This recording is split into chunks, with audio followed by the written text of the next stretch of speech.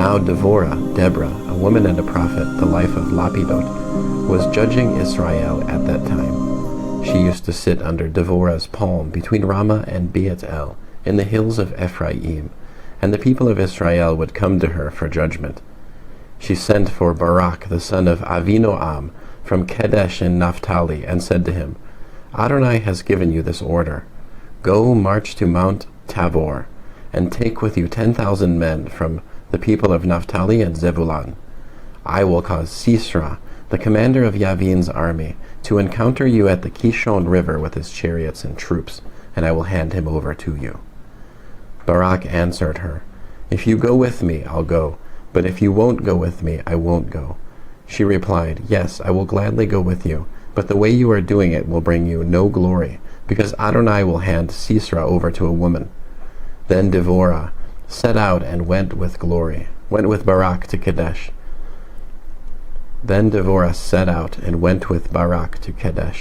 Barak summoned Zebulun and Naphtali to come to Kadesh. 10,000 men followed him, and Devorah went up with him. Now Hever the Kenite had cut himself off from the rest of Cain, the descendants of Hovav, Moshe's father-in-law. He had pitched his tent near the oak at Zananaim, which is close to Kadesh. Sisera was informed that Barak the son of Avinoam had gone up to Mount Tabor. So Sisera rallied his chariots, all 900 iron chariots, and all the troops he had with him, from Haroshet Hagoyim to the Kishon River. Devorah said to Barak, Get going. This is the day when Adonai will hand Sisera over to you. Adonai has gone out ahead of you. So Barak went down from Mount Tabor with 10,000 men following him, and Adonai threw Sisera, all his chariots, and his entire army into a panic before Barak's sword, so that Sisera got down from his chariot and fled on foot. But Barak pursued the chariots and all the army, all the way to Haroshet Hagoyim. Sisera's entire army was put to the sword, not one man was left. However, Sisera ran on foot to the tent of Yael, the wife of Hever the Kenite, because there was peace between Yavin, king of Hatzor, and the family of Hever the Kenite. Yael went out to meet Sisera and said to him, Come in, my lord, stay here with me, and don't be afraid. So he went into her tent, and she covered him with a blanket. He said to her, Please give me a little water to drink. I'm thirsty. She opened a goat skin of milk, gave him some to drink, and covered him up again. He said to her, Stand at the entrance to the tent, and if anyone asks you if somebody is here, say no. But when he was deeply asleep, Yael, the wife of Hever, took a tent peg and a hammer in her hand, crept into him quietly, and drove the tent peg into his temple, right through to the ground, so that he died without waking up. So here is Barak pursuing Sisera, and Yael steps out to meet him and says, Come, I will show you the man you are looking for. He goes into her tent, and there is Sisera, lying dead with the tent peg through his temple. Thus God on that day defeated Yavin, the king of Canaan, in the presence of the people of Israel. The hand of the people of Israel came down more and more heavily against Yavin, the king of Canaan, until they had completely destroyed Yavin, the king of Canaan. End of Judges, chapter 4. Judges, chapter 5.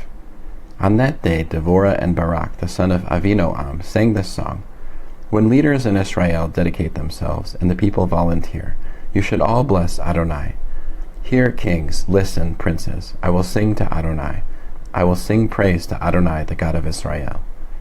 Adonai, when you went out from Seir, when you marched out from the field of Edom, the earth quaked and the sky shook. Yes, the clouds poured down torrents. The mountains melted at the presence of Adonai at Sinai before Adonai, the God of Israel.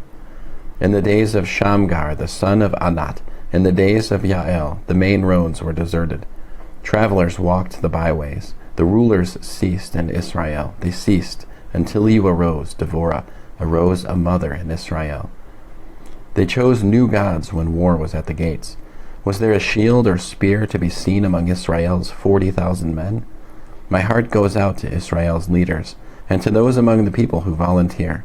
All of you, bless Adonai. You who ride white donkeys, sitting on soft saddle blankets, and you walking on the road, talk about it.